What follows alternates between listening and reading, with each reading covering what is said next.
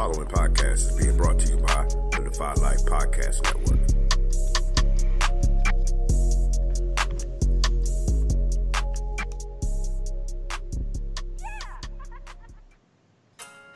This week on the Defy Life Podcast, the guys wrap up Super Bowl 54 and talk some NBA.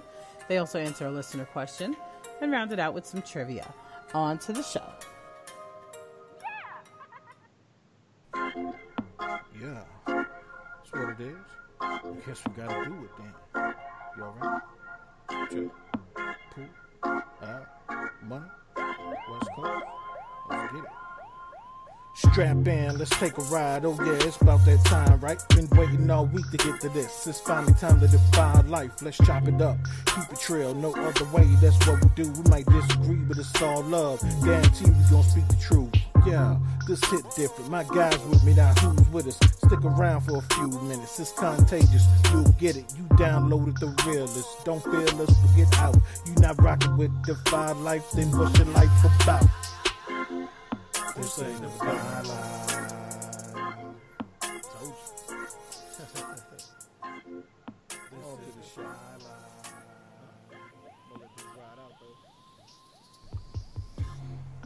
Welcome back to the Defy Life Podcast, powered by the Defy Life Podcast Network. This episode is sponsored by Bud Bottles, home of the Bud Bottle and the Bud Freshener. Please visit budbottles.com for your odor eliminating needs. This is episode 143, y'all. Come on in, wipe your feet, close the door behind you. I'm your host, J.R. Glenf, joined as always by my wonderful co-host, Stevens, Alvin Glenf. What's good with you, Pooh? Man, nothing. You already know. Can't call it. Happy to be here. Can't complain about anything. Just ready to get it popping. No doubt. Al, what's good?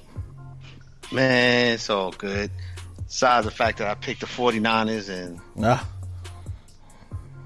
like even it's weird because even though I picked the 49ers and was wrong, I didn't feel that bad because I was happy to see Mahomes win. Right. So I was wrong, but I did like the outcome, which is rare. So I'm good. Just Super Bowl is football behind us. On the basketball and baseball in the summer, and so just on to what's next. So good to be here, fellas. No doubt. And in our world, football is never behind us. There's always something going on in the NFL. Ain't that the truth? So I guess in a few weeks we'll get ready for free agency. Then get ready for the draft. Then free agency again. Then it'll be for me, we got 3 Steelers going into the Hall of Fame, so it'll be Hall of Fame time, and then preseason. So yeah, it never stops. But NBA will reign supreme for a minute here. Yeah. Interesting free agency, landscape we got going on because some of these old quarterbacks, I'm still waiting to hear if they're coming back or not. Right. And then that's gonna impact how free agent looks, and people got money, so we'll see if somebody gets snatched up. So yeah, it's like you said, it's never really over with football. It's just that season is over, and already we into the off season. Yeah, no doubt. Well, yeah, we'll wrap up Super Bowl 54 here shortly. Like always, a little bit of house cleaning before we get started. As you mentioned, our Defy Life picks, the season being over, our Defy Life NFL picks are now over as well. So, yeah. Can't believe I came in like second to last, man. Wait, that shit was embarrassing. Let's talk about that. I gotta do better. Yeah. So yeah, there were 6 of us this year.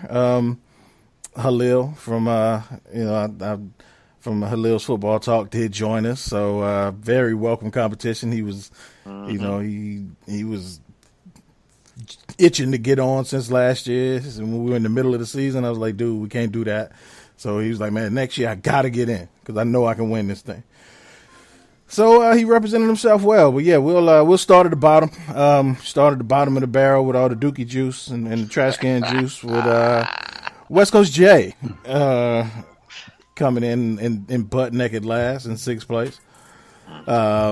Then the aforementioned Alvin Glenf. Al,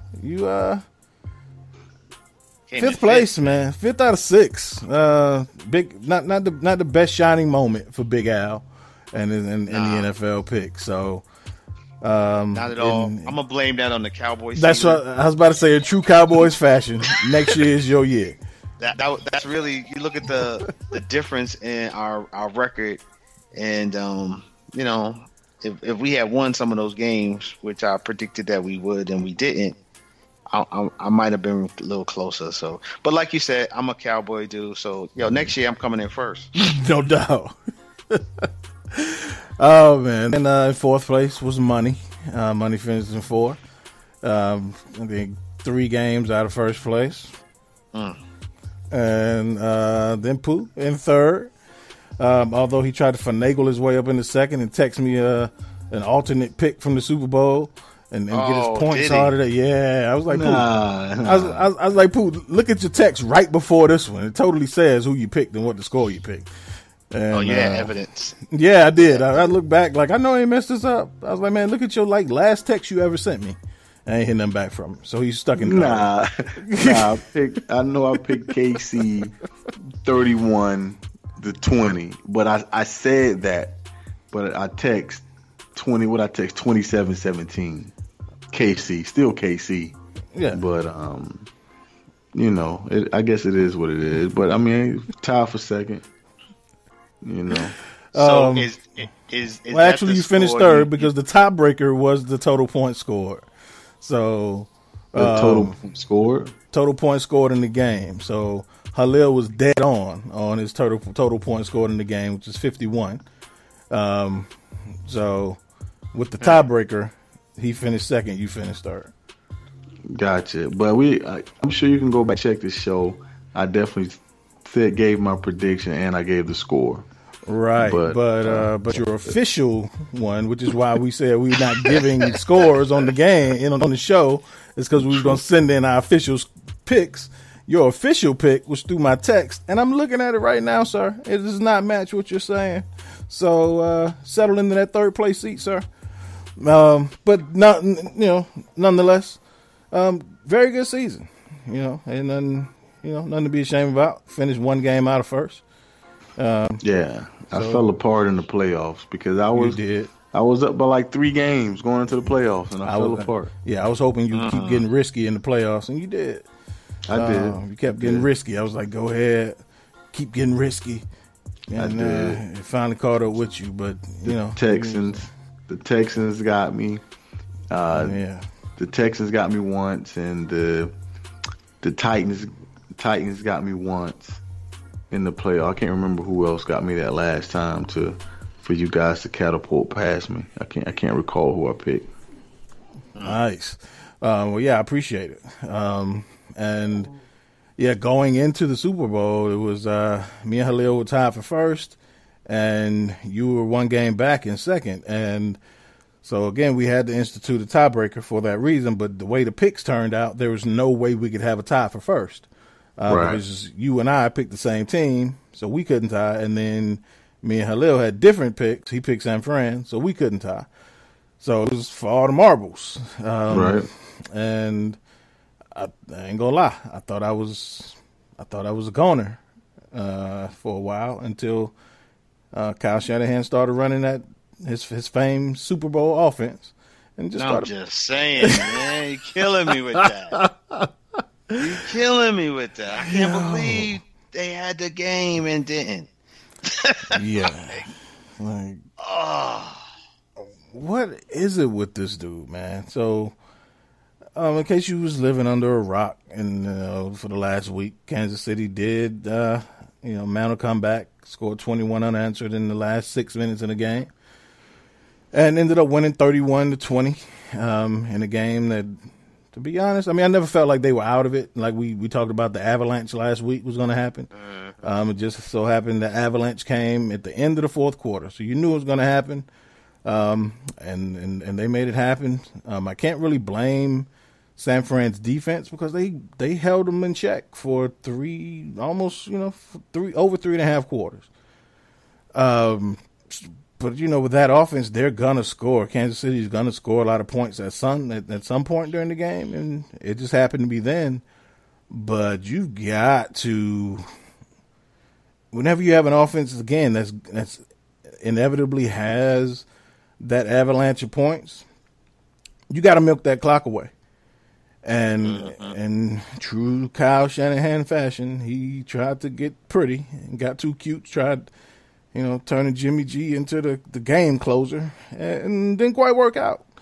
Especially when you got Mostert and shit, even Devo was running the ball like crazy. Like, keep doing that. Make him stop what is your bread and butter. And he didn't do that. And thanks, Mr. Shanahan, for my trophy and my bragging rights. Yeah, he definitely cost me some ducats on that one. But especially coming from a spot where I thought I was sitting pretty, man. And he definitely has to learn how to adjust the play calling. And I hope, just on the sense of player development's sake, this is something where Garropolo develops from this as opposed to regressing, because there were some plays that he missed. And in the Super Bowl, to me, it's these closing moments where you need to be clutch, and this is where your legacy, your legend is made as a player, quarterback, and a coach. And when we talk about people who are able to, win the championships, close the deals, make the plays, it's those plays that they make, to me, that separates, the really, really great superstar, elite playmakers, quarterbacks, cornerbacks, wide receivers, whatever it is. We've seen them all throughout history where in these big games, some people still come up clutch. And like, this coach has shown up a little deficient twice, and that's just my call. And Garropolo, I think he missed a couple of plays yesterday too. So I don't even think good luck getting back there. You know what I mean? Like that, those usually hurt. Teams who dropped that ball in the Super Bowl, who had a chance to get it and didn't. You look at the Falcons, it hurt for a while, and it's still hurting. Yeah, you talk about those the key play, and I'm not sure if y'all had the same reaction, but I think like when he missed Emmanuel Sanders on that deep pass. Yeah, I almost fell out the chair. Yeah, me too. And I think it was probably reversed because our root against us were different. So I almost fell out my chair when I saw Emmanuel Sanders that wide open. And then I kind of regathered myself when I saw he overthrew him by 10 yards. I think yours may have been reversed. Once you saw the pass was way in front of him, you was like, And what's so really funny is I was watching the game in a place where we were actually on two different floors, and my TV was about 30 seconds, no lie, ahead of the other TV. So, we noticed it real early on where, our reactions would then 2 plays later, almost, it seemed like downstairs would be reacting. And that was so funny, because that one, it was like, oh, wow. And then heard the same thing, but in reverse, because downstairs was Chief fans. Okay. So it was like, oh, yeah! I was like, you know what? This is some bullshit. All right. Game over. That's when I was like, game over. Yeah. Pooh, so mentioning that, because we've talked about this before, like you mentioned with the Falcons. So, Pooh, do you think San Fran is primed for a Super Bowl hangover as the loser? Man, I don't think so. I think they're built pretty solid. All over the field, youthful, definitely makers, D-line, linebackers, secondary, offensive loaded, O-line, quarterback is okay. He's managing games. I think Jimmy, he's going to develop into more. I guess Shanahan has to cut him loose more during the season to prepare for those moments. If that makes sense. Yeah. So, but I definitely think San Fran's going to be solid, pretty solid for years to come until free agency breaks the team up or injuries. Yeah. And with that running game, at least they have something to sustain them. Right, they can hang their hat on that. Yeah, right. definitely. But, history does show us that, there is some kind of letdown the following season. Hopefully for San Francisco fans that they kind of buck that trend. But we'll see. It's going to be interesting. Honestly speaking, there have been teams that were solidly built before and lost the Super Bowl and just did never recovered from it. Like Al mentioned, the Falcons, the Panthers a couple years ago. We've seen it, and it's historical. The Seahawks, yeah. It's historical. Even and all for different reasons, but for whatever reason, it always happens. Even my Steelers back in 2011, they haven't been the same since. Haven't been in the AFC Championship since. So, it happens to just about every team that goes and loses a Super Bowl. I think it's just a lot that weighs on you. And it's hard as hell to get to a Super Bowl. Like, that's just part of it. Yeah.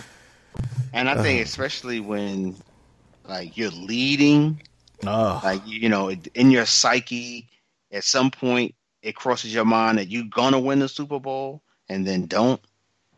That is something to recover. I think I kind of agree with Pooh in the sense of they do have a good core, but you just wonder how does that impact the core, and are they able to recover? But I thought it was a good game, though. Yeah, everything. I think it was entertaining, fun to watch. Yeah, definitely. One of the better Super Bowls, more entertaining Super Bowls I've seen in the last 7-8 years. As far as the quality of play, the lack of penalties, the closeness of the game, and also the entertainment value. The last year was a close game, but it was a boring Super Bowl. It was 13-10, with not a lot of great defense. Just the Rams' offense didn't show up. So, this year was like all elements just kind of led into it being a really good game. So, I couldn't be mad at all. And to see the third brother win a Super Bowl. Right. I think a fitting into the year of the young black quarterback. Absolutely. I just a well played game by a black quarterback, young black quarterback. I think that fraternity of young black quarterbacks had to be sitting there smiling, nodding their head like, yeah, it's our turn. let's do this. My turn. I want to get some. Deshaun had to be sitting there like, I want some of that. I want some. Exactly. Yeah, I mean, you think about Deshaun, Lamar, like they all looking like, I got to get it. Don't forget Dak. And Dak, right? They all, yeah. So we'll see, man. Do you think Kansas City, Al, do you think they are primed and in a good position this could be the beginning of a dynasty? I think this could be a hell of a run. Like, I don't see why they couldn't be top 2, top 3 in the AFC for the next 3 to 5 years.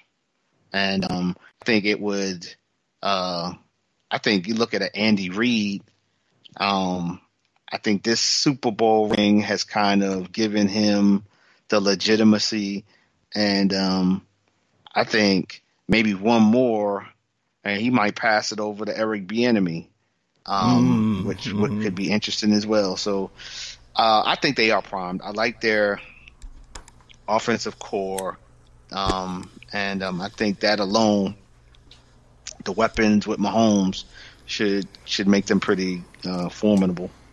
Yeah, absolutely. So, with our 3 teams, Cowboys, Steelers, Bears, Super Bowl 55 rolls around next year. What would the Bears have to do from this point to be the NFC representative in next year's Super Bowl? We'll definitely have to do something on our offensive line. We don't get any push running the ball. I think we're pretty solid at back. You know, our two backs are I think they're talented. Well, all three of our backs are talented. Quarterback play sucks. I think Matt Nagy has to trust our running backs though, and the O line, because I think we had maybe two or three games where he ran the ball less than 10 times. Jeez. And that was absolutely unheard of, you know, especially for a Chicago team. Right. You know, so and I really didn't understand it, because Matt Nagy, the Chiefs threw the ball a lot. They slung it around the field. However, I mean, he hung his hat on Kareem Hunt. Mm-hmm. Like Kareem Hunt carried the mail. Yeah. Right. So and when he came over to us, and even with Howard carried the ball, and you know, he had 200 carries, and Tariq had 90 carries, so that's still 290 carries. You know, a few guys, you know, sprinkled in and had 300 carries, but we weren't near that this year. I don't get it, but I guess long story short, O-line play. Let's get some push running the ball, better quarterback play. And if we get that, I think we'll be extremely solid. You know, we have great linebacker play, great D-line play. We're solid in the secondary. We have decent weapons at wide receiver. We have, you know, pretty good backs, great special teams. You know, Pro Bowlers, punt return, kick return guy. So I think we can be a problem. We just have to address those two issues. Yeah, and I think with the running game, I think they need to find a way to be more creative with Tariq Cohen.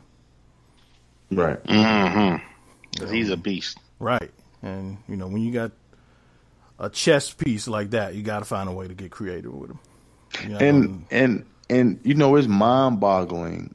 It's really mind-boggling how, I mean, because we can really get out there and feature him, passing to him the same way the Panthers did McCaffrey, or you know, a lot of the, you know, those other teams do they backs, because last year, you know, Tariq caught 70 balls, and it just behooves me that he doesn't get out there and catch 85 balls a season, because we can put him at slide, we can do this, we can do that with him, but we're just not doing it right now. You know, right. I don't get it. Yeah, all those I agree would definitely help you guys. You know, whether it's through free agency or, you know, draft acquisitions, combination of both probably, but definitely starts up front. Got to improve the O-line, and with that comes a better running game. Agreed. And as you always say, Mitchell Trubisky has got to play better.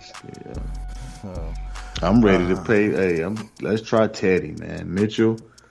Then they say he had shoulder surgery. I just don't think Mitchell's the guy, because he's on his left shoulder though. Yeah, he had a great. I mean, he had a extremely, you know, good year the year before, but like I said, I watched every game, and a lot of those plays, a lot of those touchdowns came from scheme. You know, and I guess that's a great offensive mind, but he schemed guys open. Right. It wasn't that Mitchell was throwing the ball in tight windows or leading guys open, picking people apart. Right. It wasn't any of that. I mean, he did it once or twice, you know, a few times, but for the most part, it was scheme. You know, Matt Nagy did a wonderful job scheming.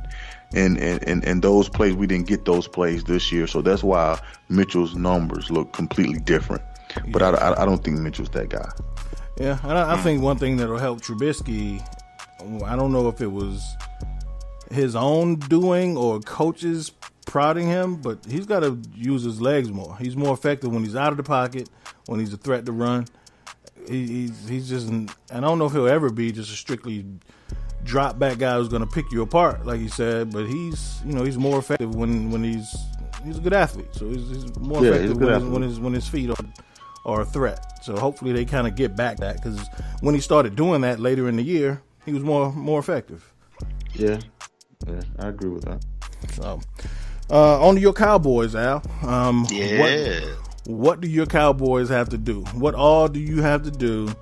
With a new coaching regime there, Mike McCarthy. But what do you guys have to do to be the NFC representative in Super Bowl 55? Well, we are definitely a team in transition with this coaching staff and philosophy. I think you look at Jason Garrett, and I think he was, to me, he's the coach of Tony Romo, Des Bryant, Sean Lee, Jason Witten, kind of that era. So while he kind of, saw the birth of this new era, the more I'm getting more and more adjusted to this idea of it was time, a new breath, and let's start this new era with a new coach to coach the Dak, the Zekes, the Amaris of the Jalen Smiths. Let's get a new coach in there to kind of start it off. And I look at that change has to make a difference to me in the tight games. Mm-hmm. When I look at our season, what we were not able to do is win a lot of the close games that we had won the year before. And I think that was the difference of why we were able to be so successful 2 years ago and why we were just average this year, because we were in most of our games and most of them we did not win when they were close. So I think hopefully that coaching to the detail might help. But I also think it starts with some talent, as well, because we're a team that while we going into last season, people looked at us a very talented roster. We got a lot of free agents this year. So like guys that are young and are moving on to that second contract, which honestly, if you're paying a Dak, if you're paying a Cooper, if you're paying, the DeMarcus Lawrences of the world and our offensive line, we're going to see a lot of those Malik Collins probably move on, those types of players who was solid, but are you going to really pay them $2, $3, $4, $5 million what they might get on the open market? So we got to replace some of that depth talent that we had in the past. So I think that's going to be key. And I think if we can get some of that talent to develop and push some people, and I think hopefully it'll make our offensive line and defensive line better. Because when you look at the San Franciscos of the world, like if you don't have an offensive line that could deal with or offense, not necessarily offensive line, but a way to deal with that pass rush on a consistent basis. And on the flip side of that, are you going to have pressure to the quarterback? We got some real good quarterbacks in the NFC. We got to be able to pressure those cats. We didn't get a lot of pressure this year. DeMarcus Lawrence got paid, but I'm not even sure if he got double-digit sacks this year, man. Eight and not to say that, 8.5. Right. So, he had an okay season, but we need him to be a superstar. And so I hope that's between pass rush and just player development. I mean, the draft and player development, we can get a better offensive line out of here, because I think when you look at our season, the lack of a consistent running game, the drop passes, the overthrow, like just the inefficient offense, and then the lack of turnovers on defense. Like it's just, that's the difference between us being in the Super Bowl and who we are as a franchise right now. Like if we can't make that next step, we'll continue to be kind of mediocre. And I think that's the approach of bringing in this new coach and his picks, his staff. Is we got to take these young boys, this young roster, add some pieces to it, but we really got to help them go to the next level. Right. Yeah, and I think anytime you make a coaching change, you kind of want to, especially in the Cowboys situation, we always talked about how familiar those faces are in that franchise are, how long Garrett's been around. You want to shake things up and kind of create some friction, create some discomfort amongst your stars. So I think it'll be good for Zeke and Dak and Cooper, all of them, everyone, the offensive line, everyone there to kind of have to, for one, answer to a guy that they respect and a guy who's been there and won a Super Bowl, so he's telling what he knows, and someone they're not quite as familiar with. So I think it'll be more business-like. And hopefully, we can, that change and the change of player evaluation with the coaching and the different systems and needs, you bringing in new players and new talent, so the maybe it puts more competition on the field in practice and even in for some of these spots in the game. Because when I looked at our draft, man, we got needs at linebacker, defensive tackle, defensive end, safety, cornerback. Yeah, tight end. And what's so crazy is last year, as we were preparing for the draft, I was like, man, we ain't really got no holes. It's all depth. Yeah. That was my approach last year. And 1 year later, just total different approach. And that's true. I guess that's free agency. But yeah, different year this year. All right. Yeah. So, you and Pooh can get ready to fight it out for the NFC. In the AFC, if my Steelers are going to be there, I think first and foremost, if Ben is healthy, that changes a lot. Just as far as sustaining drives, we've got one of the better defenses in football. And it's crazy how that worked out. Like, the Steelers had, the killer bees for so long, and the defense was rebuilding. And then we finally get a dominant defense, and Ben gets hurt. So, this is bad luck if I've ever seen it before. But if Roethlisberger comes back, that's definitely a big answer to a lot of things. I think he'll be getting the clearance to start throwing again within the next month or so. So that'll be a good thing. And then just overall health on offense. Not only did they lose Ben for the season, but Juju missed half the season. James Conner missed half the season. It was just injury after injury after injury. And, and whenever you don't have your top weapons, on top of the fact that you're, alternating between two first-year quarterbacks, is a recipe for disaster. And then I think the offensive line, I think Ramon Foster is he's been a staple in Pittsburgh for 11 years, but it's time for him to go. So I think he may be a cap casualty. Kind of shift some things around on the offensive line and hope the defense continues to gel. And then on defense, I think they have to make signing Bud to be a priority to kind of keep that pass rush alive with him and T.J. Watt. So it's pretty much, replacing Javon Hargrave. I think he's going to leave in free agency. No way they can sign both of them.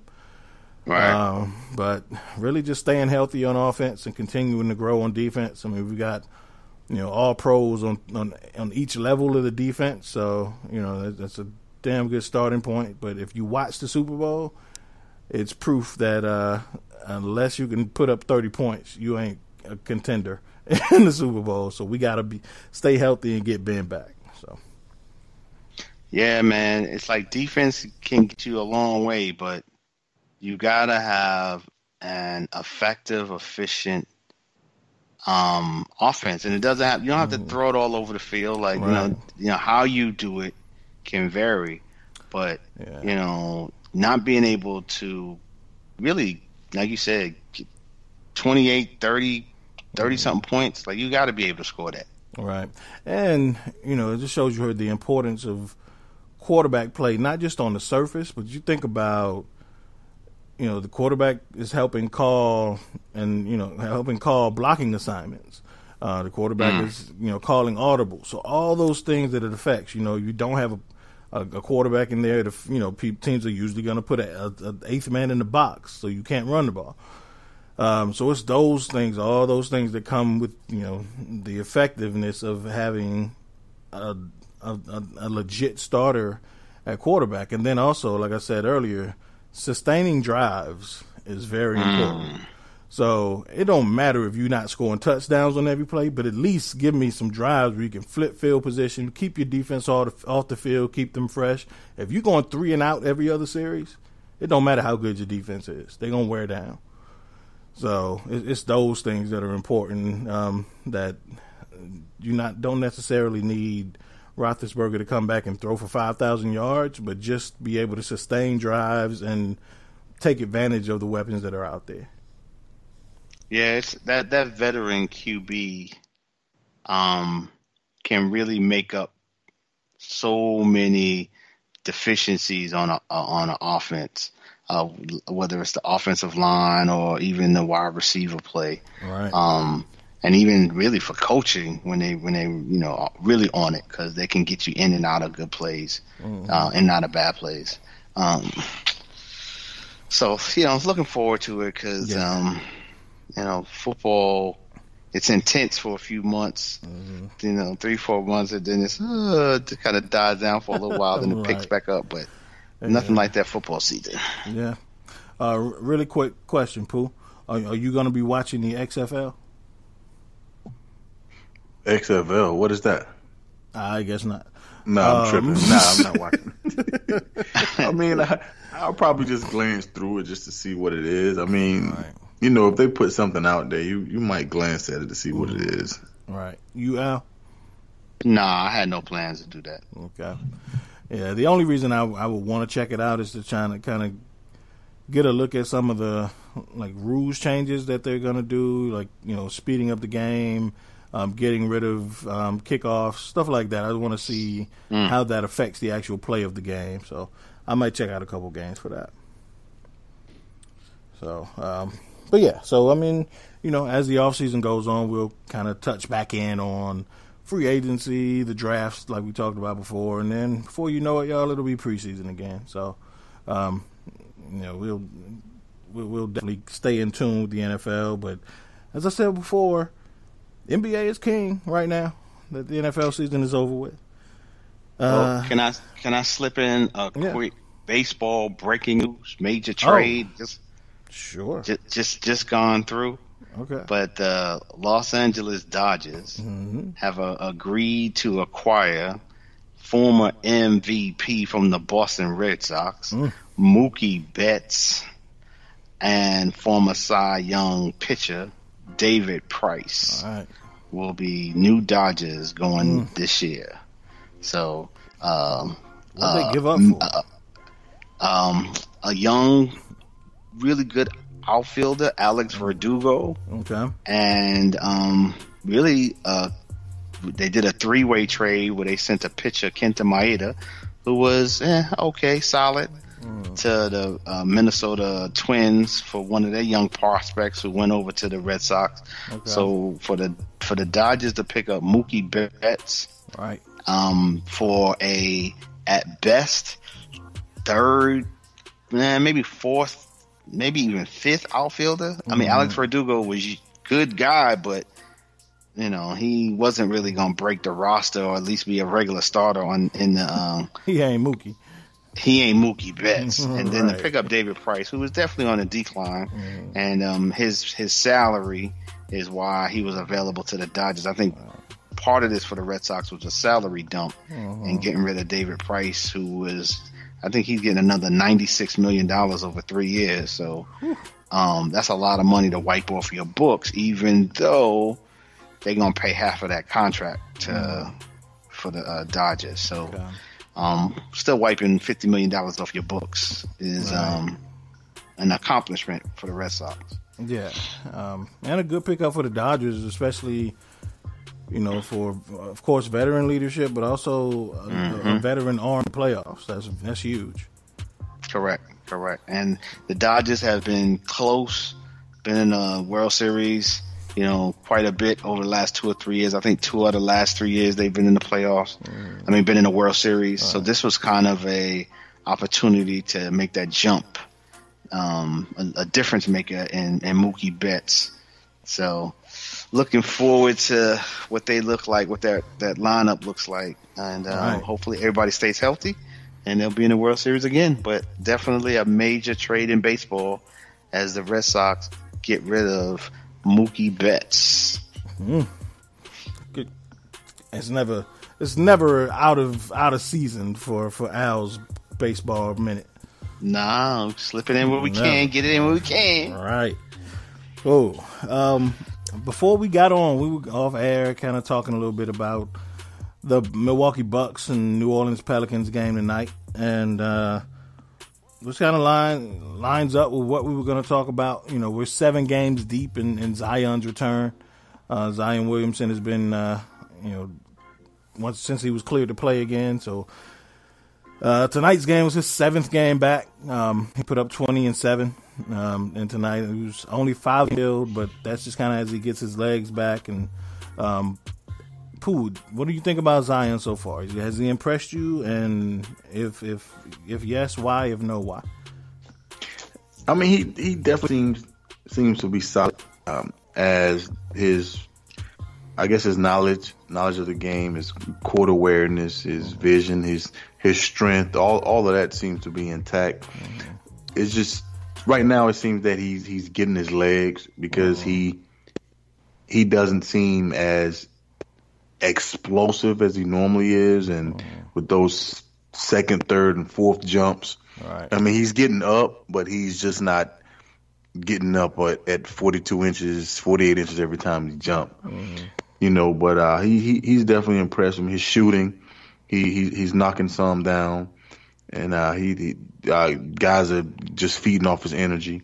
So I'm seeing out of Zion, and I just only suppose maybe 5, 6, 7, 8 games down the line he'll definitely be catching his stride and getting his legs up under him. So I definitely like what I see. However, I just think he missed too much time. Not too many times. I think he missed too much time. And I really think unless Ja falls off a cliff, man, I think he's got Rookie of the Year sold up. Yeah. All right. Al, what say you? What are your thoughts on Zion so far? I think I like what I see. I agree with everything Pooh said. I think the way his game is and his physical athletic dominance, I think kind of feeds into what the way New Orleans can play. And I think just having they have a lot of decent young developing wings, outside players. Didn't have that young low post dominance. And I think so to add him in there, he's a budding superstar. So I think it only it encourages their team to play through him. And I think what that might do though is while they play through him, it's going to allow the other people to flourish as people adjust to that strategy. And I think so you'll see the Brandon Ingrams, the Josh Harts, the Balls of the world. I'm expecting that to help their game because Redick, as they feed everything down there and attention starts going that way, they should be able to get off, man. And I think Ingram and Zion just I think their games kind of play well off of each other. Right. And I think Ingram's somebody who, he's played point at times in his career, not long stretches, but his vision and skill allow him to be a playmaker. And I think, I saw a couple of lobs of, when I'm watching highlights. I think that their games, and he's also someone who doesn't necessarily seem to, Ingram, need the spotlight. So I think that might go well with, not to say Zion needs it, but he's going to get it. True. So I think he'll be able to be a good balance and still be able to flourish, even though he's not getting all of the pub like a Paul George seems to have that mindset where I can still be dominant and be a great player, even though someone else is getting more, shine than me according to the media. So I like what I see. I think they're going to be a team that is going to make a lot of noise in about 2 to 3 years. Right. You project that out. If they continue to get better, that team with Zion and Ingram, if Ball can get better, I really like Hart as a piece on a winning team. Right. So yeah, and I never remember the center's name, but if he can develop into a lob, get blocked, get rebounds, protect the basket rim type of dude, I think they'll have, again with this young with the West, a lot of the top teams have a window, 2 to 3 years.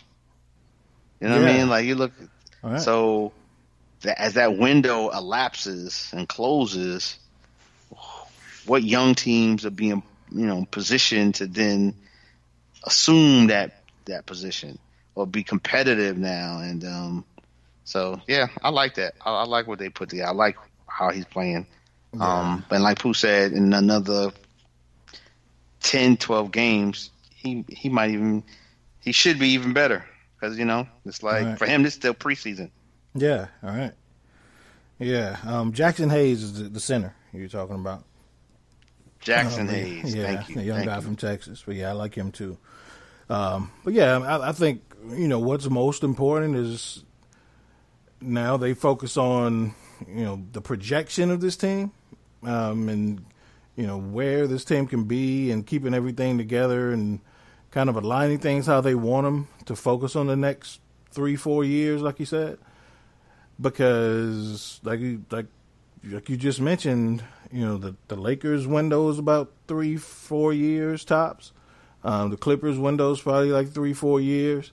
Houston probably about the same. So, if this team can keep, building and aligning pieces, they can be set for, a run to become, one of the focal teams in the West in the next half decade or so. I mean, 4 years, Zion is 23 years old. Right. And Ingram, Ingram 4 years, he'll be 26, 25, 26. Yeah. That's great. This is, and good for New Orleans, right. That, they've had their issues when it comes to basketball, and they lost a superstar in AD. Mm-hmm. So, it's always cool to see a team like whether it was Cleveland or the Thunder, that you lose somebody, you're still able to be competitive. So, because I think that's good for NBA franchises, still be competitive. Right. Yeah, absolutely. So, second topic from the NBA. There's, trade deadline is Thursday at 3 p.m. And I ain't even going to go through all the possible trades that can happen, because usually what happens is we talk about all these possible trades and what might happen, what will be the biggest trade, and then nothing happens.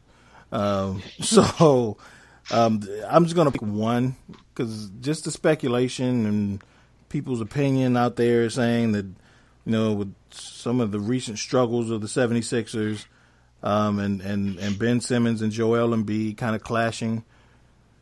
Pooh, do you think Philly should trade either Simmons or Imbiid, or would they be damn near out of their minds to trade either one of them? Man, I guess it depends on what you get back. I definitely like Imbiid, and I definitely like Simmons. If you could, man, it's just, I guess it depends on what you will get, and no one will probably be willing to let even a superstar go for a superstar. It's just they'll probably be better served keeping what they have, unless they could if they could let Simmons go and they can get more, I guess more of a complete guard. But it's hard to say. He's just have a deficiency on his jumper. He's a great passer, great rebounder, great defender. So, I mean, it's tough to give up on him. And Joel Imbiid, he does it all. So, I mean, what can you get back? I mean, are you getting an explosive scorer back? Are you getting the old Klay Thompson back? I mean, what are you getting back? Mm-hmm. So, I think that the best serve to stay with what they have, man. Okay. Yeah, it's weird, man. Like, for one, people, whenever you struggle, they're going to pick the stars, but people are starting to say that they are not a good fit together. But you would think they... Hello? You hear me? Yeah. Mm-hmm. Yeah, we hear you now. That was weird. But yeah, when people say that they're not a good fit together, it's just strange to me because, Imbiid, like you said, he can score from anywhere on the floor. And Simmons can get the ball to anybody, anywhere on the floor. So it's just weird to me that, people are saying that they're not meshing well. I just think that's just a byproduct of the struggles. Al, what do you think? Should they trade either one of those guys? Yeah, I would say you're crazy. And I think the people who are saying they don't mesh together are the people who are probably trying to trade for one of those players. Right.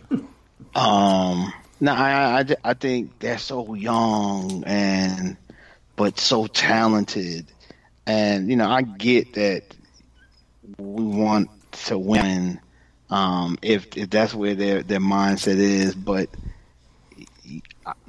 players like Imbiid and Simmons just aren't in the NBA on every roster. So unless you are seeing upgrade on either one of them, then okay. But just to get rid of them, like, that doesn't make any sense to me. And so unless you got to get something back to where you feel like it's better than better than Simmons or Imbiid, but I don't see that happening. I don't see who would be available for that. Right. I mean, are they trading Simmons and getting Luka back? I mean, I would do that deal. I would do that deal. I mean, but I can't see in no way that I forgot his name, the owner for the Mavs. No way he's doing that. No way he's Cuban doing that. No, absolutely not. He's in love with Luka. So I don't know what they can get. Right.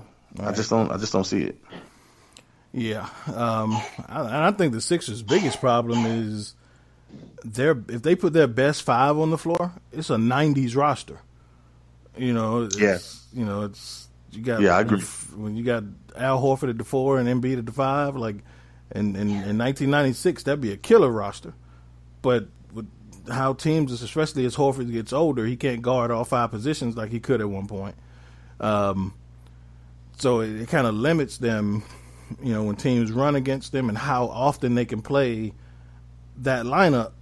You can't keep your best 5 players on the floor. So I think those are bigger issues for them, and I think for a team like that did have those moves during the offseason, they're still getting to know each other. And if you make a trade, then you're starting over again with trying to get to know each other. So I think they're going to start to gel even more during the playoffs, and then playoffs traditionally start to slow down even more. Maybe they can play that lineup more. But I definitely, it's out of the question completely to trade Ben Simmons or Joel Embiid. I don't even think it's. I'm not saying the Sixers have even entertained the thoughts, just people talking, but they should not entertain it, is what I'm saying. So, we're going to jump into a commercial really quick, and we'll get back with a listener question and some trivia. We'll be right back.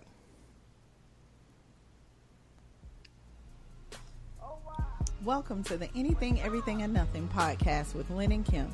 Join us as we discuss the latest in everything from entertainment and current events to the craziness that is our real life.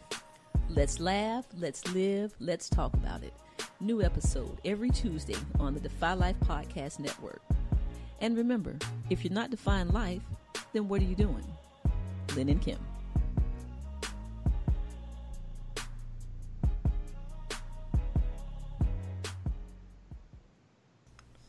Welcome back. This is episode 143 of the Defy Life Podcast. That was our sisters Lynn and Kim at Anything, Everything, and Nothing. Definitely check them out. Dropping every Tuesday, like they said. So definitely check out our sisters, man. Great episode this week, ladies, with Brother Kemet from Black Gumbo. Really interesting conversation. So we got one listener question for this week. Damn good question, and kind of takes me back to something we were trying to escape from, but it remains inevitable that it's real. But really good question from Jacob in Lexington, North Carolina. Jacob wants to know, with the tragic loss of Kobe Bryant, who is your starting five in heaven? That's a damn good question. My starting five, man. I'm gonna start at center. Gotta go with the stilt, man. Mm-hmm. With the stilt at 5, I'm gonna go with Chocolate Thunder at the 4. I'm gonna go with a young fella. I'm gonna do Reggie Lewis at the 3. Okay. Of course, I'm gonna go Bean at the 2. Mm-hmm. And I'm gonna go with a guy that may be the best scorer on the team. I'm gonna go with Pistol Pete Merritt, man. At the point. Okay. Damn good one. Yeah. All right. Al, what say you? Who's your heavenly starting five? Well, I gotta go with Wilt as well. But then I'm a vary just a little bit, and I'm throwing in Hank Gathers. And then I'm going with Len Bias. I looked at Len. Yeah, I'm going Len Bias. Of course, I got Kobe. And then because I don't really feel like I need a point guard. Because, you really got, Kobe's going to have the ball in his hand, and when he don't feel like shooting, he can pass it to somebody else. I'm going with Drazen Petrovic. I like Drazen. All right. And we got Wilt protecting, and we just going AAU style. We scoring 175 points, and if you can beat us, beat us. All right. Yeah. I like Drazen. Mm-hmm. Yeah, Al, you actually took my exact starting five. So I'll just vary one pick out, and I love Drazen, but I'll take Drazen away, and I'll go with Bobby Fields at the point. Oh yeah, okay. But Bobby was really solid. Yeah, Bobby was solid. And just for like big man purposes, like big man. I was trying to find a way to put Robert Tractor Trailer in there, but I couldn't. I ain't taking Len Bias or Hank Gathers out. So I forgot about Tractor Trailer. All right. Man, I forgot that he died. I was just about to say, he died? Yeah. And it's funny, like looking at the names, like there are I don't even know if I forgot or I just didn't know that Eddie Griffin died. Y'all remember Eddie Griffin? The Eddie Skinny Kid? Yeah, Eddie Griffin used to wear the headband. Who did Eddie play? He played for the Timberwolves. It damn sure sound familiar. He was a forward? Yeah, he was a forward. Oh, yeah. Okay, I'm looking at a picture now. Yeah, played for the Rockets. Yeah. Went to Seton Hall. Like, I forgot. I don't even know if I knew that he died. Or if it's been 07, they said, but it was. Wow. Yeah. But yeah, really good question though. Like, it just makes you, of course, look back at all the names and. One thing it did for me though, which was sad. Like, we always have these conversations, over the last 140 episodes of the greatest ever, the GOAT, and our top 10, all this. But it's crazy. You never would have thought that of all the names we talk about, outside of Wilt Chamberlain, Kobe's the only one that's not here. Yeah. Mm-hmm. Mm-hmm. And Yeah. that's so foreign to think about, but definitely some talent. And I was trying to find a way to put Earl Manigault in there. He's definitely a legend, but never made it to the NBA. But Right. yeah, damn good question, Jacob. I mean, honestly, Kobe is probably, when you're talking about young depths, I mean, young and 40, like at that age, like he might be one of the greatest athletes, to die that early. Mm-hmm. I mean, you look at Roberto Clemente, but and he was great, but he didn't have the length of a career and impact of Kobe. Right. You know what I mean? Like, I just don't know who else would be in that category as somebody under the age of 40, 41, who was that great, who got it, and actually got a chance to show it. Like with Len Bias, we never got a chance to see it, like the fruit of it. Right. But yeah, it's like, oof. Yeah, you think of Kobe, maybe like Steve McNair, like that. I think Pete died young too. He died at 40. Yeah, Pistol Pete did Okay. die. Okay. Yeah. Mm-hmm. But yeah, it's very few. Yeah, very few. Yeah. Very few. And there's some that were great, but like you said, they didn't have like the social impact. Kobe had. I think Kirby Puckett might be one that was. Oh yeah. But yeah, but yeah, Kobe's the only one I think that could be considered like will be in the conversation, a legit conversation, the best of all time in his respective sport. Yeah. Can't think of any others. So, yeah, I can't think of any others. yeah. So I don't know. Really good question, Jacob. It's put you. I don't like. I hate being in this mind frame, like to get to thinking about it again. But really good question. Damn, I'm looking at another, like just other list. I forgot Manute Bol had passed away. Oh, damn, me too. Jeez. Kidney failure. Wow. Yeah, wow. Okay. Wow. Damn, I'm looking at. Y'all know how Pistol Pete died? Nah, I'm just reading over the thing, but I haven't seen it. How did he die? Died after suffering a heart attack after a pickup game. I thought I knew it was a heart attack. I didn't know it was yeah, during the yeah, pickup heart game. attack. Wow, that's crazy. No, you see what that kid's scoring average was in college? Yeah, man, it's ridiculous. Nah, what was it?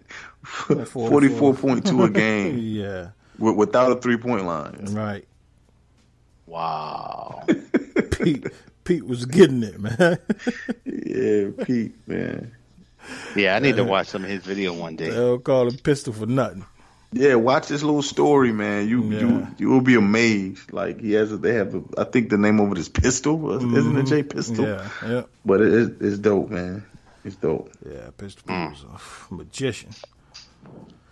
Oh man. All right, well, Jacob, again, man. Thanks for the question. We appreciate these questions y'all send us. Y'all keep sending them. If you want to send anything, if you got something you want to get off your chest, or if you just disagree with something we say on the show, hit us up on all social media platforms at Go Defy Life, or you can email us at info@godefylife.com. With that, Al, you ready for some trivia? Yeah. I is. Let's do it. Who won? I think Pooh, you won last week, right? I think so. Okay. Yeah. I hope so. Okay. Well, we have 4 categories. Okay. We have each category worth. You got 4 questions, and they're worth 1, 2, 3, and 4. Couple of you got a double question or two in there, where you get double points. And the categories are Super Bowl themed. So you got ballers, and that's like, people who did something good. You got not ballers, where What that's that mean? probably not so good. Right.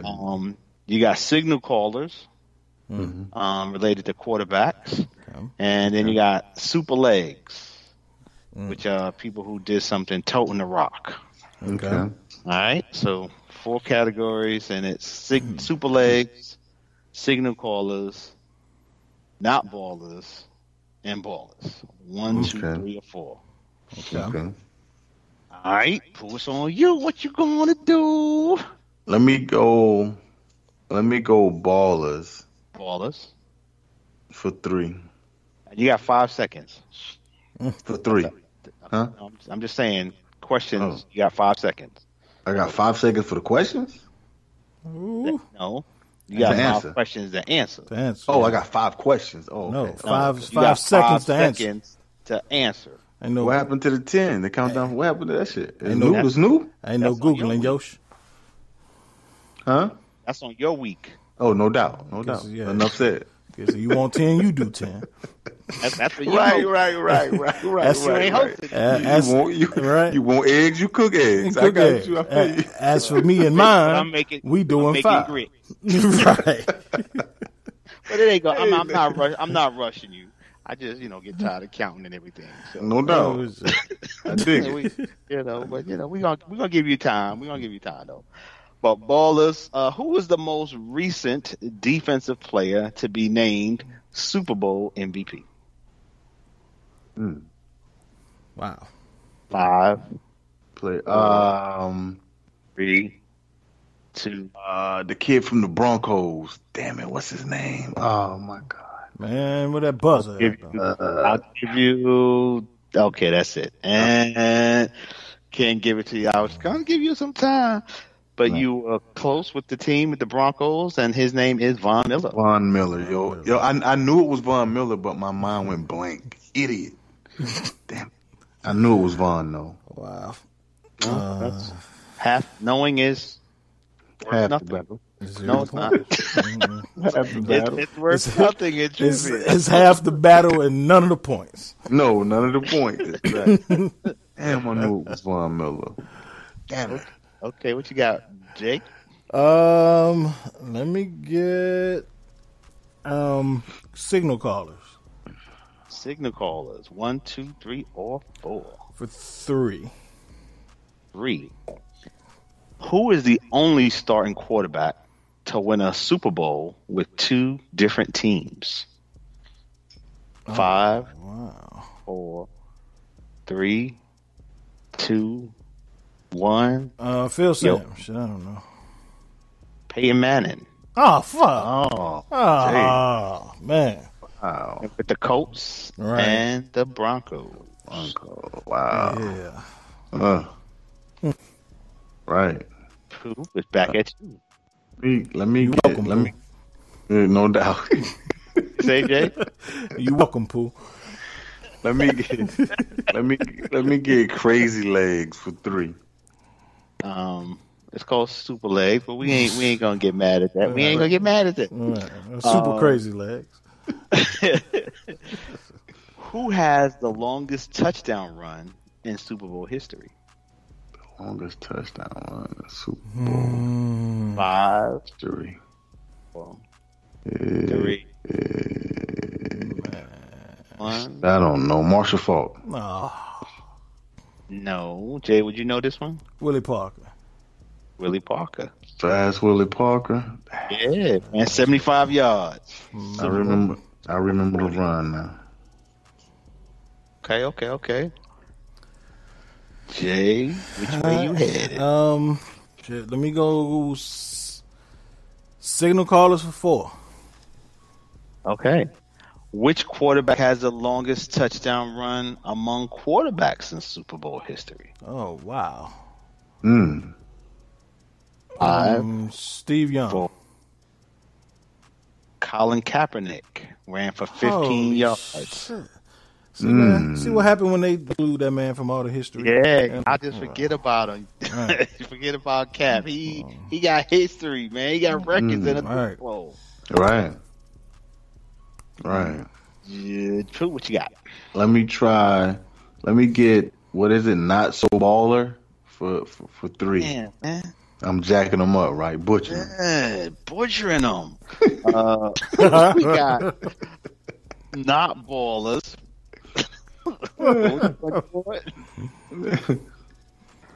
3? Yeah, my bad. Yeah, 3. 3. Okay. What Super Bowl? And you can give me. I don't know how do I want to do this. Okay, so I want to know which Super Bowl had the largest margin of victory. Damn, I gotta give you the number.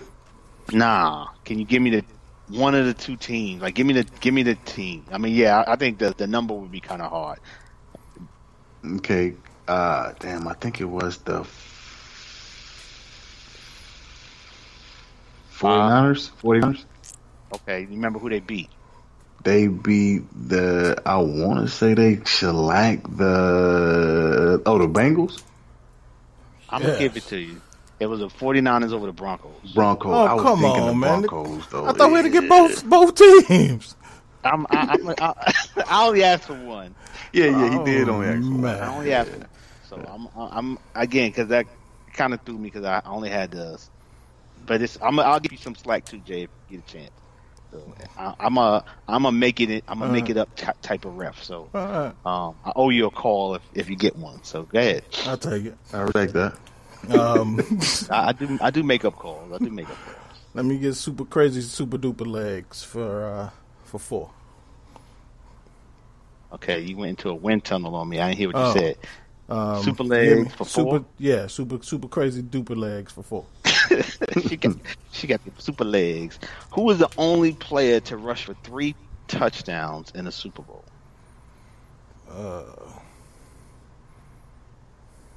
5, 4, 3, 2, Franco Harris. 1. Terrell Davis. Terrell Davis, Super Bowl 32. I'm saying he black and he a running back. I don't get that. Not exactly. But again, I'm telling you, I'll get you. You're gonna get you a makeup call. Hold on. What you got? What's left? Everything left. Everything's still open. Every category is still open. Let me have. So you got ballers 1, 2, 3. You got not ballers 1 and 2. You have signal. Hold on. Wait. No, not ballers. You have 1, 2, and 4. Signal callers 1 and 2. Super legs 1 and 2. Let me have not ballers for the 4. Not ballers for the 4. 2 teams have lost 5 Super Bowls. Name me 3 of them. those teams. Hold on. Something faded. What'd you say? 2 teams has lost 5 Super Bowls. All right. Who are those 2 teams? Damn, 5 Super Bowls? 5, 4, 3, 2, Man. 1. The Bills and Browns. Patriots, Broncos. Patriots, Broncos. Okay. Lost 5 Super Bowls. Jay, where you at? How many points we got? 3. 3. 3. Ain't nothing left out there for 4, is it? What's left for 4 is no. All the 4s are gone. Yeah, they're gone. What's that for 3? 3, you have ballers. Let me get ballers for 3. Yeah. How many players have won multiple Super Bowl MVPs? How many? Uh-huh. Sheesh. I know, right? Okay, so here's where I'm going to cut you some slack. From the timeline? You better give him a timeline? No. Give me 3 of the 5. Okay. 3 of the 5. So Brady. Here's your makeup. 3 of the 5. Brady. Yep. Manning. Which one? Both Mannings. Huh? Brady, Manning, Eli Manning. Okay. Uh-huh. The clock can start anytime soon. I'm saying, we give people a little extra time when as they get you the naming a multiple. list. Right, man. Come on. I gotta name. I ain't going to give them till Thursday, but you're right. So you said 3 of the 5, right? You got 2 so far. All right, so who was it? Eli, Brady, and Bradshaw. That's 3 of the 5. Who's the other 2? Montana Yeah. and Bart Starr. Oh, okay. What's left? So now you got ballers 1 and 2. Mm-hmm. Not ballers 1 and 2. Signal callers 1 and 2. Super legs 1 and 2. Signal callers 2. Signal callers for 2. Joe Montana threw 11 touchdowns in 4 Super Bowl wins. How many interceptions did he throw? Damn.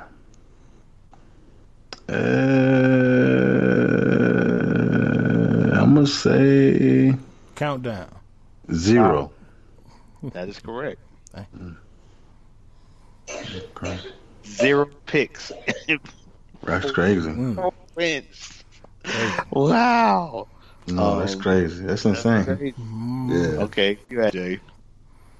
All right. You got ballers 1 and 2, not ballers 1 and 2, signal callers for 1, and super legs for 1 and 2. Let me get super legs for 2. Who rushed for the most yards in a Super Bowl? Timmy Smith. Yeah. That is correct. Okay. Let me get signal callers for 1. Hold on. Signal callers for 1. Only one coach has won Super Bowls with 3 different starting quarterbacks. Who's that quarterback? Who's that coach? 1 coach, 3 Super Bowls. He's 3 won. different. Right, he's won 3 Super Bowls with 3 different starting quarterbacks. Damn. And you want the coach. Right. 5, 4, 3. Seifert. Oh, sure. Seifert. Just out of curiosity, which 3 quarterbacks would you be claiming? Young, Montana. Okay, I'm just curious. Kaepernick. I have no clue. Okay. I don't even know if Seifert coached Montana, but that's okay. That's okay. Himself. The answer, Joe Gibbs. Yeah, Joe Gibbs. Oh, Joe Gibbs. Okay. Mark Heisman. Rippon, Doug Washington, Doug Williams, and Theismann. Damn. I forgot about Rippon. All right. Okay, Jay, what you got? We got crazy legs for 1. Crazy legs. Super legs for 1. Nah, we call it what y'all want. Call it the show. Who is the only player to return an open kickoff for a touchdown? Wow. Wow. Devin Hester. That would be Devin Hester. Wow. And it pooped you, though, because until you started laughing, I had to rethink I was about to say Desmond Howard, but I was like, nah, Pooh laughing. That was the 3rd quarter. Yeah, right. That It's open, yeah. So you start laughing and say, "Nah, it must have been a bear." So I had to You're right. I said, "Wow, right." Yeah. Okay. Okay. So you got not ballers 1 and 2, and ballers 1 and 2. We get ballers 2. Ballers 2. Who has the most career touchdowns in Super Bowl history? Most career touchdowns in Super Bowl history. I'm gonna have to say. Jerry Rice. That is correct. That is correct. Jerry Rice has 8. Wow. Uh-huh. John Taylor can't be far behind, though, is it? About 5 or so. He might have half that. Yeah, like 4 or 5. Yeah. What's the score? We tied. We are. No, I'm up. He's up 1. Who's up 1? And we got 2 questions left. Yeah. You have 2 left. He has 1 left. Okay. What we got left for 1? So you got ballers for 1, not ballers for 1 and 2. We get not ballers for 2. Okay. Not ballers for 2. Which 2 teams have made the most Super Bowl appearances without winning? So this my makeup call. I could just name one of them, right? Now you got your makeup call, son. Now I'm gonna have to make one up for Pooh too. Come on, man. Ain't that much time left. How I get my makeup call? When was my makeup call? You 3 out of 5. Man. See how they do? right. You give them a makeup call. Right. Now they want the makeup for the makeup call. All right. So the question is, was it made the Super Bowl the most without winning? Super Bowl appearances without winning. All right. 5. So the Bills is 1. 3. And we'll go the Falcons. 2. Vikings. Vikings and The Vikings were the Bills All right. of the 70s. Right. They were. Okay. Okay. I'm gonna get ballers for 1, man. If I get this one, I can wrap it up. Yeah. Yeah. 4 players Oh shit. have won both the Heisman and Super Bowl MVP. Damn. No way. I got to give all 4, is it? Nah, because it's only for 1 point. Give me 2. Okay.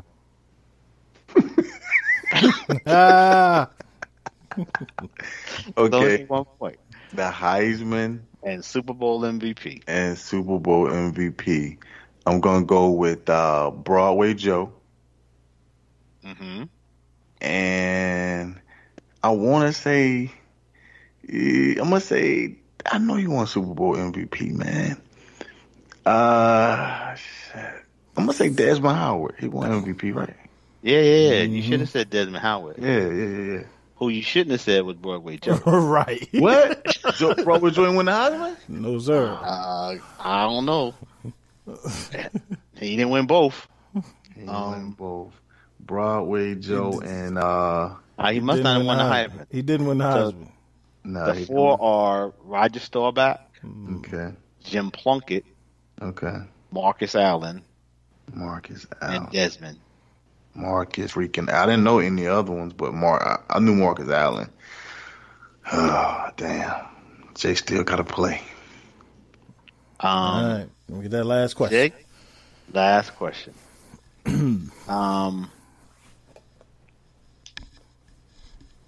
How many teams have never reached the Super Bowl?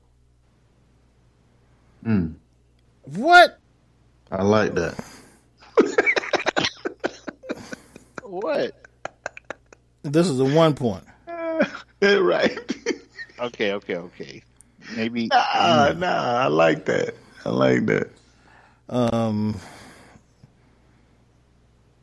What? I got to name all of them? You just got to tell me how many. Oh, shit. 5, 4. With 3 of them. Yeah. Huh? 4? Yeah, that's correct. Fuck is you serious? That is correct. Holy shit! Nah, hell nah. He said 3 first. No, I did. Go ahead. I mean, I knew 3 of them off the bat. I knew the Texans, the Jaguars, and the Lions. I just knew it had to be somebody else. The Lions, Texans, Jaguars, and Browns. Oh, fuck. I forgot about the Browns. The Browns, what, never made the Super Bowl? No, Never they made the won Super Bowl. NFL championships, but they never went to a Super Bowl since the merger. Right. Sudden death. So we got overtime. Okay. So I got to come up with a sudden death list. So give me a second. That's crazy. Actually, I might be able That's to clutch. That's what that is, Pooh. Yeah, that's come not. up with a quick question for y'all. Right. I'm Bron The out there. Super Bowl thing. Man, go ahead. You said LeBron? Yeah, it's a LeBron. Oh, good answer. Good answer. Okay.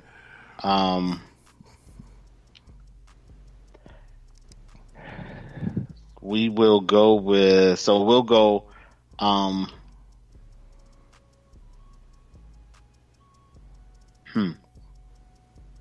We'll go one question apiece, Okay.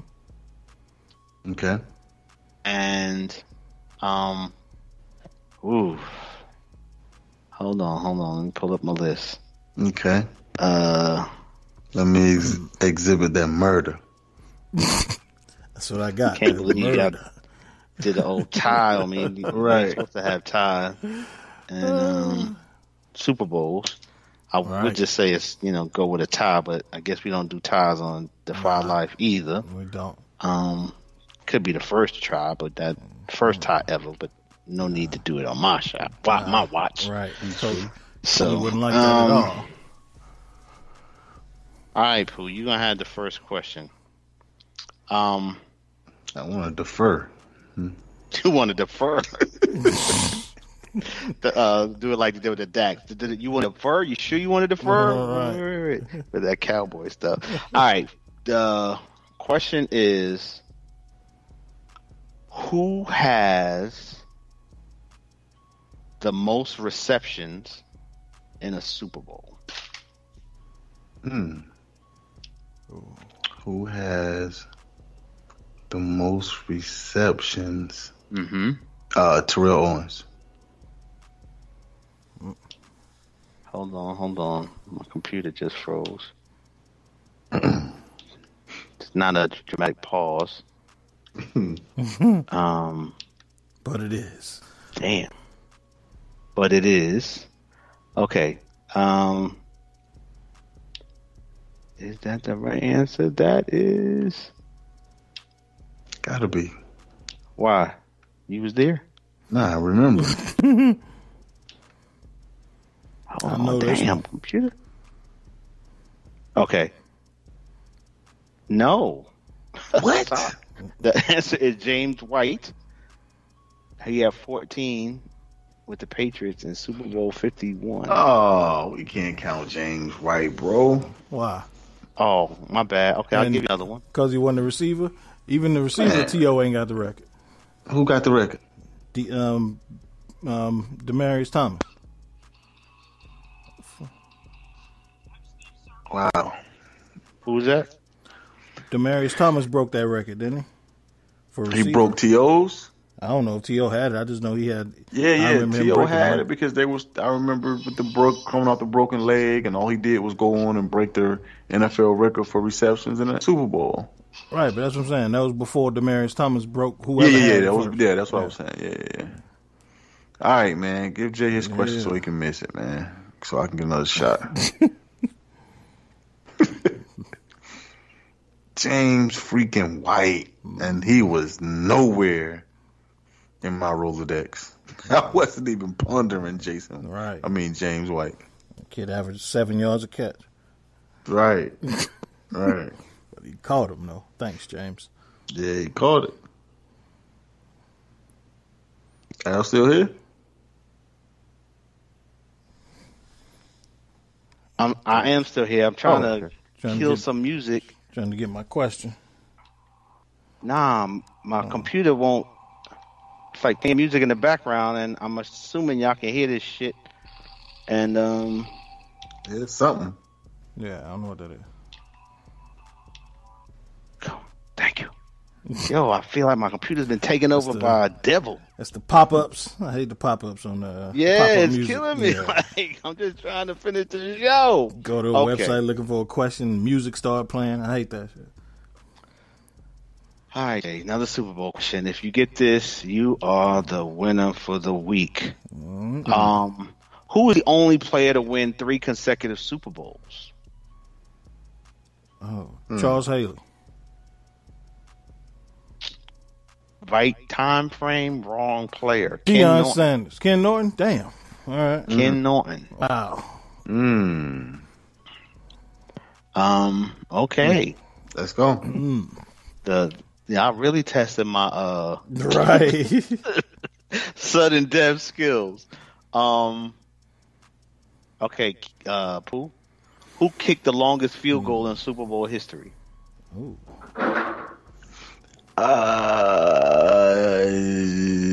Jason Elam. Okay, that'd be Steve Christie. A 54-yarder. Wow. Okay. Steve Christie. And I'm falling apart out here. We ain't gonna tell nobody. I'm the damn 49ers.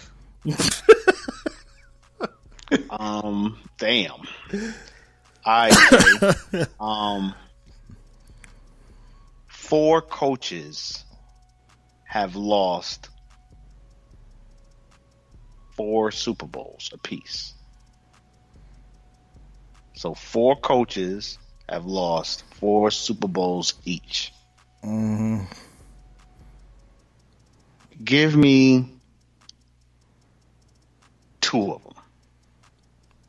Well, that's easy based off the last question I just had about who lost the most Super Bowls. So we know Marv Okay, Levy. so give me 3 of them. Man, come on, man. You can't do that, man. What? Oh, shit. I'm just playing. Go ahead. Oh, Marv shit. Levy is one. And Bud Grant. He is the other. That is correct. The other was Don Shula and Dan Reeves. Between the Broncos and the Falcons. Wow. Yeah. All right, fellas. That's it. If next thing I know, if that didn't work, y'all was gonna have to guess my Social Security number. Oh man, damn good game, Pooh. Hold on. What's the matter? Hold on. Uh-oh, here we go. Nah. Jason Elam tied the longest field goal, not the fucking Super Bowl. Congratulations, Jay. That's all right. I just had You double checking my stats? Yeah, Al, I knew Jay. No, it's no knock to you, Al. I just knew Jason Elam had something. I just had to see what it was. That's all. No knock to you, bro. He gonna text you tomorrow, Al, say he picked a different question. Went to the video.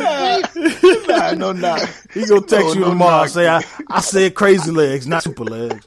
Like, hold on. Before you announce the winner, there was a red flag challenge. Right. Nah, it was no knock to That's what you, he man. gonna do. Go back and listen to the show. I said Joaquin Elam. Not go ahead, man. It was no knock to you, man. I just knew that Elam had something. Yeah. I said Jared Elam. But nah, man. Get out. Damn good game. Oh man, Pooh, good game, man. Al, you hosted. What you got for me? My parting shot is my update of my coaching this week was I actually missed my games, and my son coached my games instead of me. Oh wow! And yeah, right, and he went 2-0. And got rave reviews. What? To where I got parents texting me and calling me Saturday, just saying how good of a coach he was and all of the good things he did. And so my parting shot is you got fired. never let your child Right. assume your spot unless you want to retire. Because sometimes people like the new and improved version. Right. So it's just good to see, your children following in your path and doing things that you enjoy, and then they're doing things that you enjoy, and actually showing an ability to do it well. So it was good to hear. So just for all those parents out there, just giving y'all a little heads up as that happens to you in your lives, whatever it is. It's a good feeling to see your child, and in reality, all real talk, I want him to be better at everything he does when he compares to me, because that's what this is all about. So the fact that they were giving him high praise made me feel really good. Good, man. And only thing that's going to make this a better story even is if he gets his own team next year, and then you got to coach against him. So that's what's so crazy is, like, before the season, we kind of had a little Alvin argument about that, like, who would be the better coach and whose team would win, and but this might have given him the that what, maybe I do need to get a squad and come after my dad and show him who's the better coach. So yeah, that would be great though. To be kind of a nice to coach against him. But in the meantime, it is good to have him assist me. I mean, he actually replaced me that day. He's been coming to practices and kind of serving as an assistant.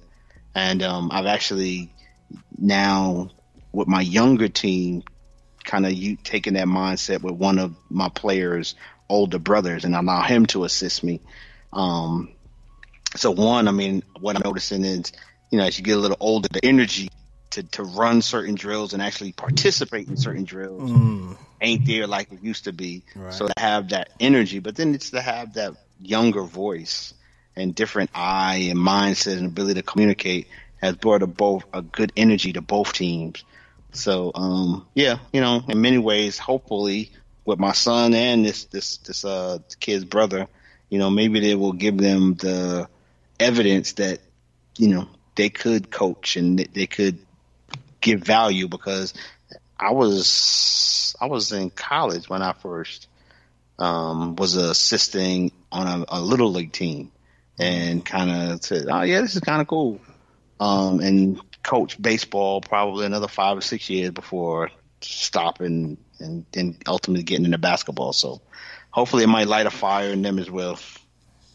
Cool, man. Good stuff. Congrats. Mm-hmm. Thank you, congrats, bro. Al, and congrats to you and your son.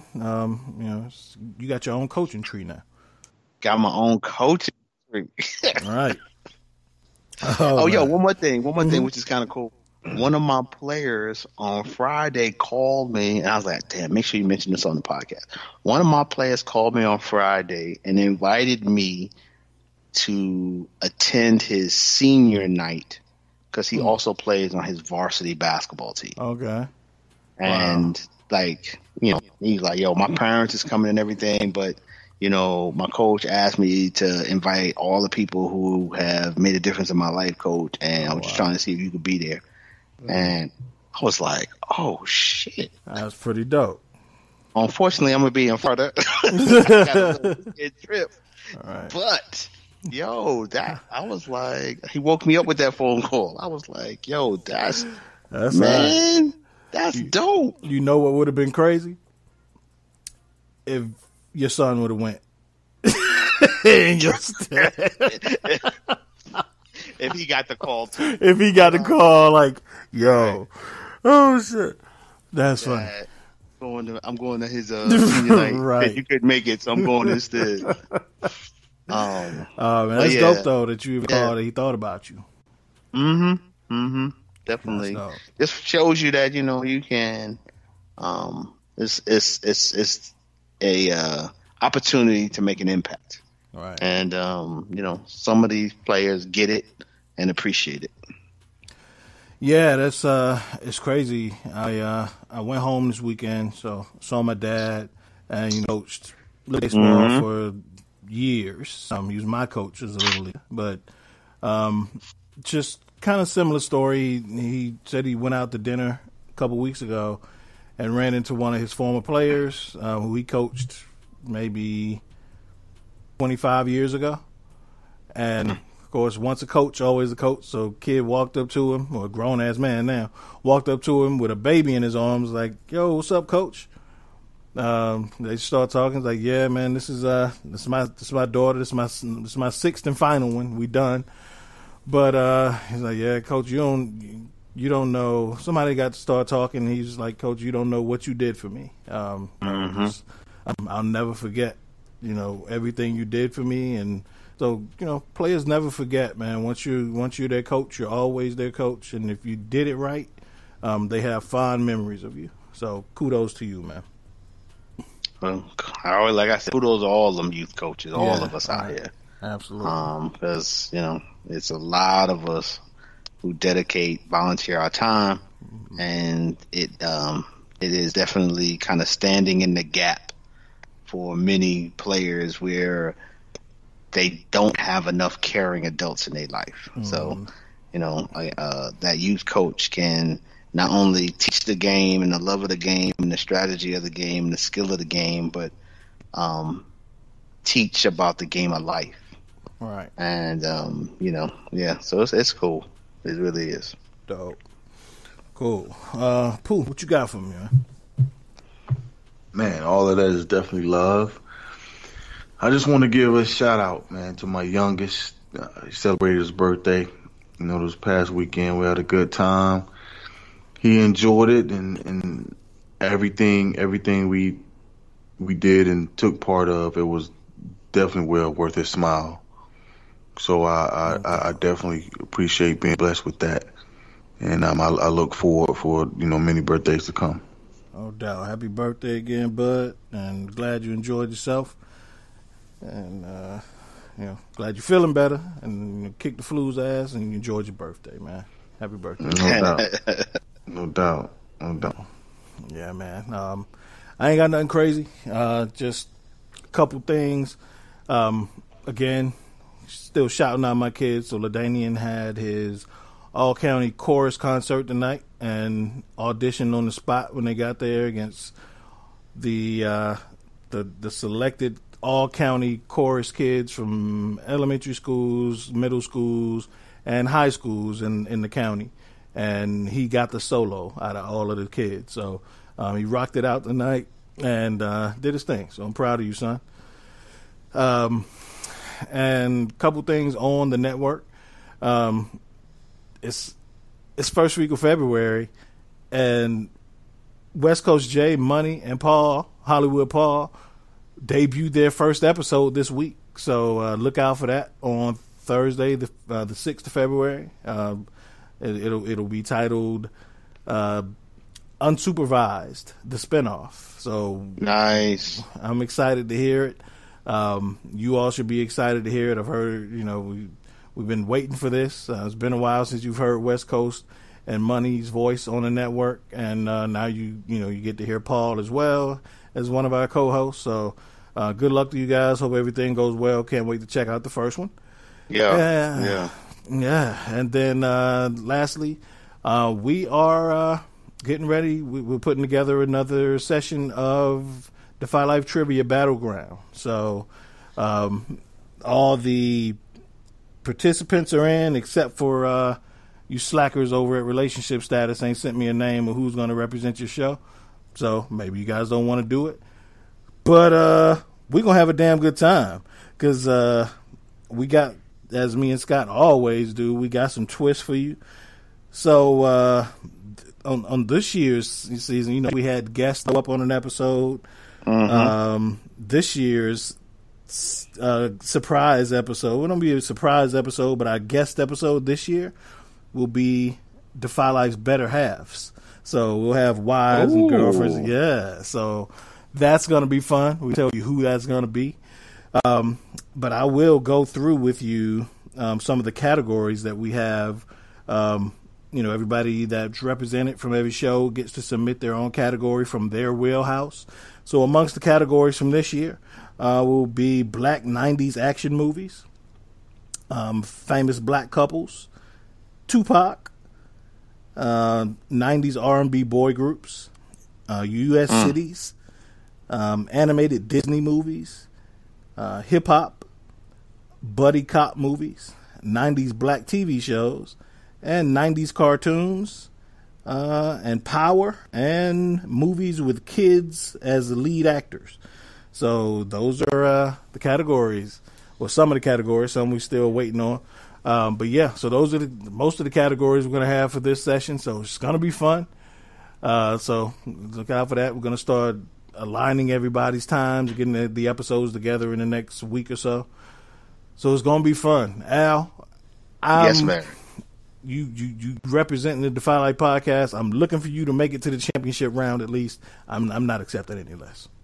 Man, I don't know why you putting that pressure on, because I suck. Well, there's no Game of Thrones category this year. I'm like, yo, the last 2 years, I've been struggling. So don't put that X on me, man. Man. Al, I'm expecting you to answer at least 3 questions. Like that's kind of my goal. Like, cause I can't seem to perform well on that. But we're gonna bring it this year, and maybe this my year. Maybe I get some of the nerves out. And the fact there's no Game of Thrones. All right. Although I am a Game of Thrones dude. All right. You're just gonna get the answers right. I just can't get the answers right. And good news this year. Questions. Lynn and Kim will not be represented as a duo. Lynn will be representing AAN, so just be one of them. Okay. And so just a quick rundown again. Lynn will be representing AEN. Oz again will be back for Take a Knee. Alpha Defy Life. Pooh will be representing Speak the Truth. Again, Yosh, Neek, or CL will be representing Relationship Status whatever they decide. Money for Fantasy Beasts. Unsupervised, West Coast J. The Diagnosis, Simba. Miggs, of course, Paul from Memoirs of a Lucky Guy, and this year for the first time, the voice of Defy Life, Mr. Corey. The following episode is brought to you by Defy Life. That guy will be debut. Yes, so the voice of Defy Life will be on the Trivia Battlegrounds. It's going to be fun, as well again as some better halves of the Defy Life crew. So this is going to be fun. I like it. So, I think the better half twist, that's kind of cool, and I definitely like the diversity of topics. Like, right, yeah, this would be kind of fun. Yeah, so start everybody listening that's in the network. Start getting your trivia hats and your trivia skills sharpened, because me and Scott don't take it easy on y'all. So it's gonna be fun. Hell nah. Shit. I felt like on the episode of Are You Smarter Than a Fifth Grader on some of those questions, because, man, I was stumped. Yeah. And, we'll see how it goes this year, but, right. I got to do better than last year. Got to do better. I'm telling you, man, I demand it. We're going to win. The Defy Life show has got to win one, so it's on you, Al. Otherwise, we ain't got nobody left. Pooh's representing another show. So. Right. It's really just on me. Right. You all I got. Oh, man. Well, this has been great, man. It's been episode 143 of the Defy Life Podcast. Check us out on DefyLifePods.com and everywhere else your favorite podcasts are available. Give us a 5-star rating when you do listen, and give us a review. We always appreciate those. And we'll talk to y'all again next week. Until then, Defy Life. Defy Life. Defy Life. Peace.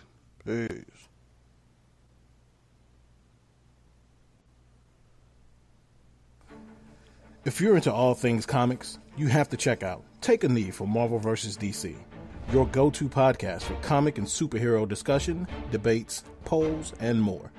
Tune in as Regular Scott and Ozzy Killmonger chat about your favorite comic topics, and you never know who may show up for an open mic. or what will be next on their favorite, One Gotta Go. Take a knee for Marvel vs. DC. Every Sunday, powered by the Defy Life Podcast Network.